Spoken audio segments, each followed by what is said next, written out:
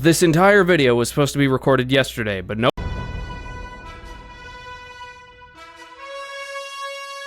The fourth episode of Invincible Season 3 is finally here. It feels like it's been forever since a new episode released, but I guess that's because we got so many episodes at once that we got kind of spoiled. But if there's one word I would use to describe Invincible Season 3 Episode 4, I think that word would be focused. But we'll get to that in just a second. I have a small announcement. By the time you're seeing this small little mental health break I was taking is effectively over, and we are back to business as usual, effective immediately. And business as usual, of course, includes asking you to hit the like and sub button. Yeah, you all knew that was coming, didn't you? And you know, this one's more of a suggestion. You don't really have to do this one, but maybe, just maybe, ring the bell for notifications on all my future Invincible content. You don't have to do that one.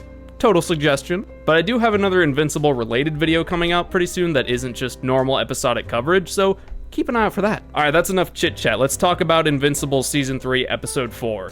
You Were My Hero. I have a complaint with this episode right off the bat. It doesn't have anything to do with the actual content of the episode, but look right here at the Amazon episode listing for a second. Right here for episode 5, it says February 19th, but then right below that, it says available February 20th at 3 a.m. The same thing applied to episode 4 when it hadn't come out, and it still applies to the episodes that haven't been released yet. And I don't understand the point of putting the date before it comes out right above the date when it actually comes out. Unless that's just the global/international release date, and I'm just being dumb, which is entirely possible.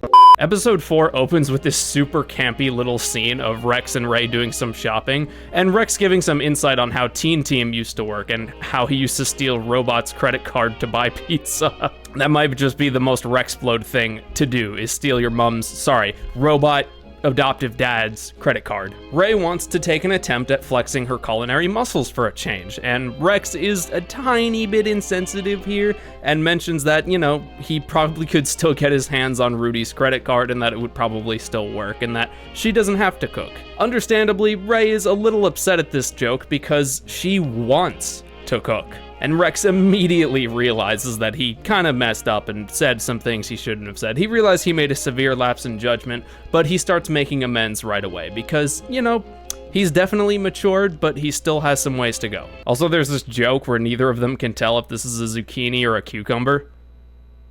But some generic villain interrupts their shopping trip, and they beat him down and head home to declare that they're having pizza tonight. Speaking of home, Mark is visiting to see if he can get Rudy to identify the drone that was spying on his house last episode, which we all know belongs to Angstrom Levy, who is alive somehow? But Rudy can't really deduce much out of it, it's too damaged. But what he can do is this creepy little thing where he himself starts a sentence and then his robot finishes the sentence for him. I think it is hilarious. I love this bit so much. And let's be honest, if we all had some sort of like neurally linked Tony Stark-esque robot suit, I'm pretty sure it's something all of us would do. And then Rudy does it again, a second time, even after being told it's creepy, and this scene just kills me. I replayed it like 10 times. That's all. You should be careful. Sorry. Bruh. The awkward pause and the awkward silence before Rudy and his robot both say sorry at the same time, that just moment of pause of like, oops, that is what sells this so hard. All Rudy can deduce is that this drone is extremely sophisticated and whoever built it has significant resources at their disposal. And of course, the first person Mark can think of is Cecil. And Cecil is spying on them, but not with this drone. And of course, when Mark goes to confront Cecil about this, Cecil hits him with the, "You just destroyed millions of taxpayers' dollars by punching your way into the Pentagon."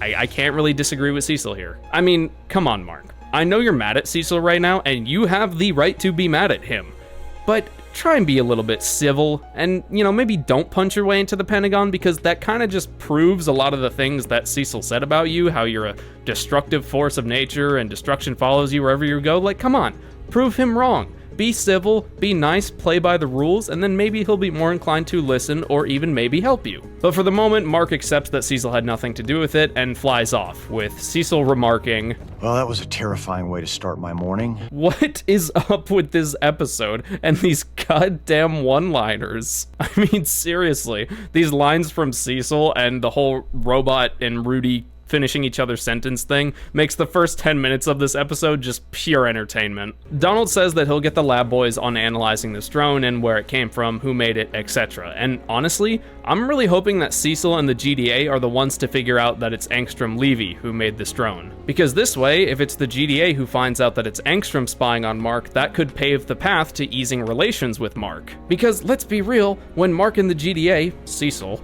aren't trying to kill each other, they make a pretty good team. As for where Mark flew off to, well, apparently he was running a little bit late for his second first date with Eve. And Jesus Christ, man, these two are adorable together. They bounce off of each other so well, and honestly, 99% of the time, I find romance dialogues and storylines and plot lines extremely cringe.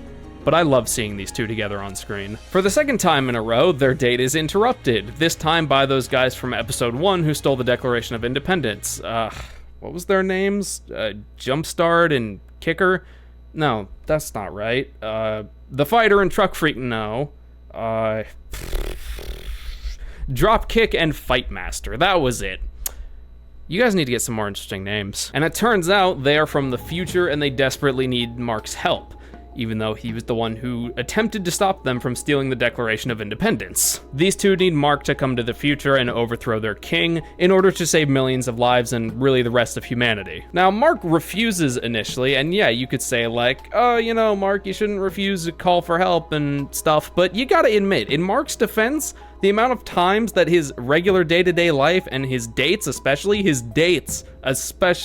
have been interrupted by hero work is ridiculous. Just let the man go on one date. I mean, come on. Oh yeah, and then this happens. Where can I stash my clothes?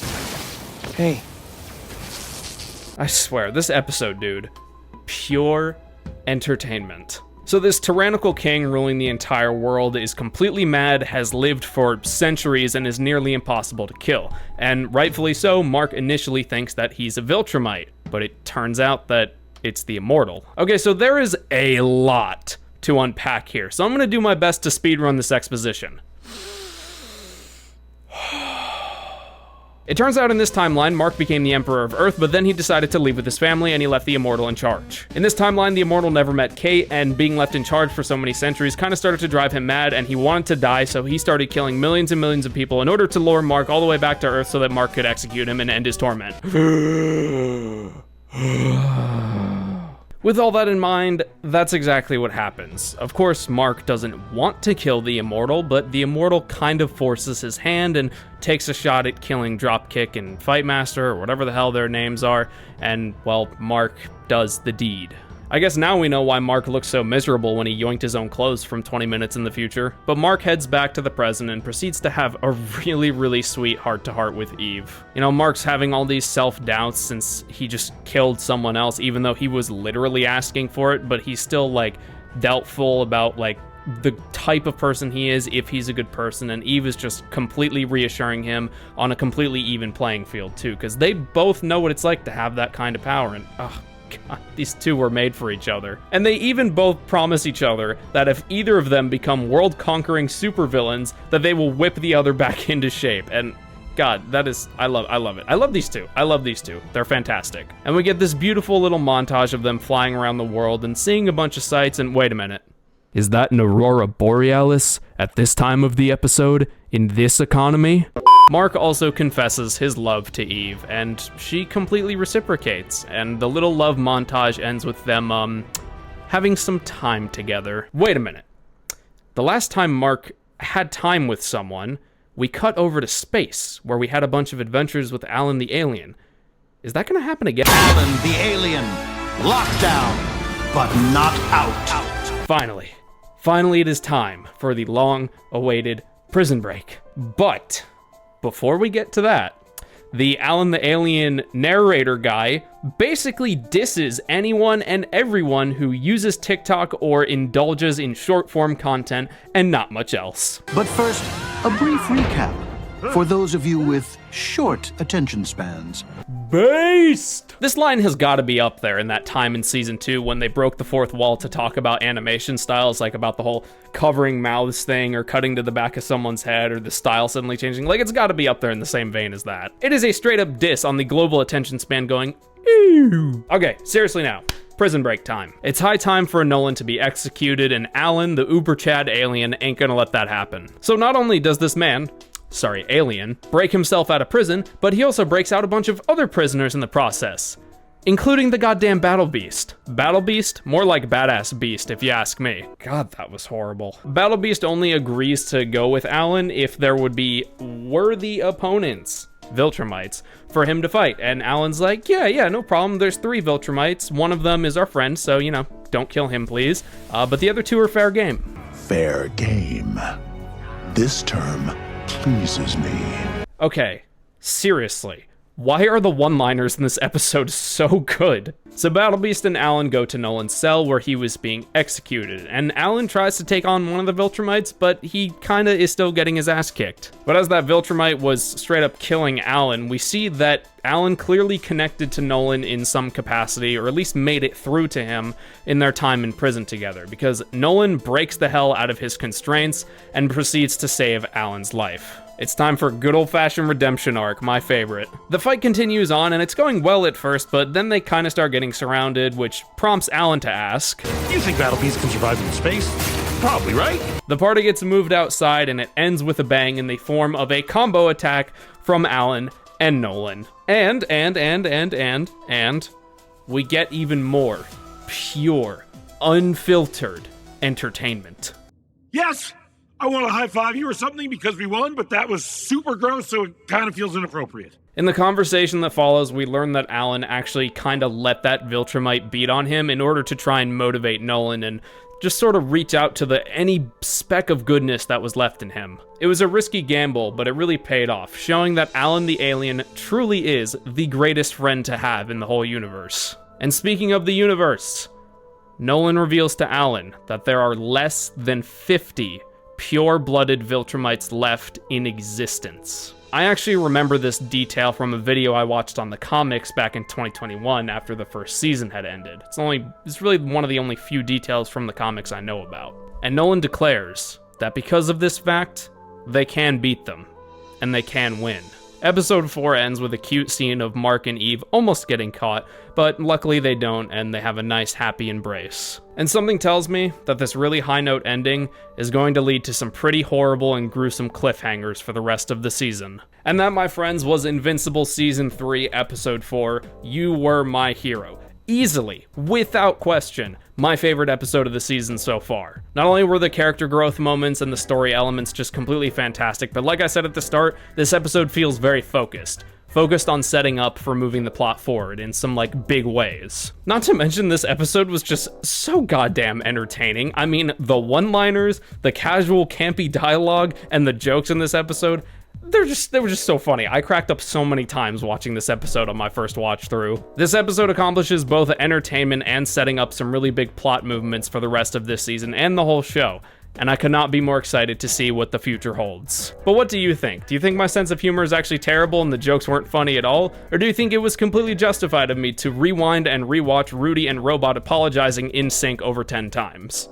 I don't know, but be sure to leave all thoughts on this episode and my takes in the comments below. And of course, if you enjoyed this video and just my content in general, then please hit the like and sub button. And if you really like the way I do things and want to show me some extra support, then definitely consider becoming a channel member. Not only do you get a whole bunch of exclusive rewards, but you also directly support me in the process, and I've just appreciated it a whole bunch. But that's gonna do it for now. Thank you so much for watching, and yeah, have a good day, everyone.